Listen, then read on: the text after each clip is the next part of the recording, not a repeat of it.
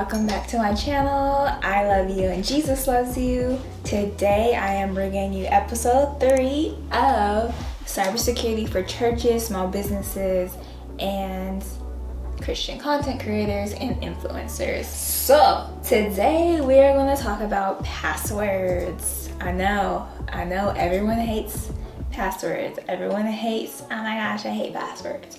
Everyone says it. I hear it all the time. But they are so crucial in protecting your information, protecting your content, protecting your accounts. So we're going to talk about, some basics of having a secure account with awesome sauce passwords. Okay, and just think about it. If you have a sucky password, it's like having a sucky front door. If your front door is sucky, then anyone can get in. So if your password is sucky, anyone can get in, and we want to prevent that, right? Alright, let's go ahead and get into today's video. Number 1, make sure you change your passwords regularly, like every few months, every 3 months, I would say, every quarter. I would say, I feel like that's a good amount of time to change your passwords, because just think about it. If a cyber criminal does breach a company and they get your passwords, if you change it every 3 months, they have their amount of access to your information is shorter than someone who doesn't change their password at all. Number 2, make sure you set unique and long passwords. This kind of goes back to episode 1 when we were talking about social media.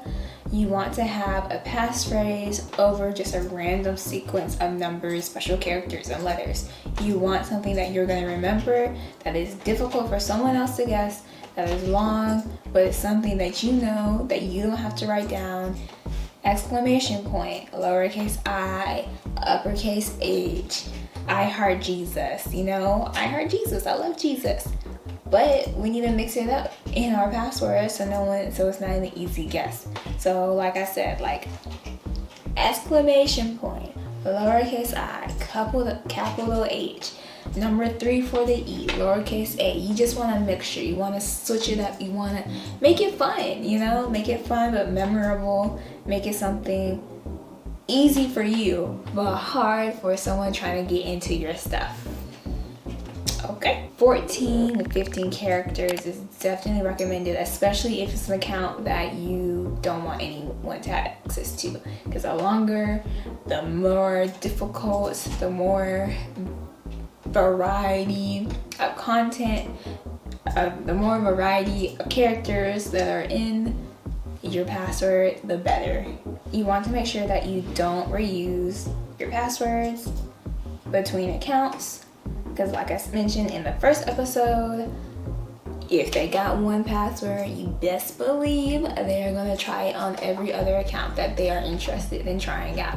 So if all of them are the same, they got access to everything, and we don't want that. So make sure that in order to protect your church, protect your business, protect your accounts, protect whatever needs protecting, that you are making sure your password is unique. You're making sure your password is long, and making sure your password is a passphrase so you remember it. Number 3 is also something that you want to do, but it's also something I hear all the time that people find so annoying, which is two-factor authentication, multi-factor authentication.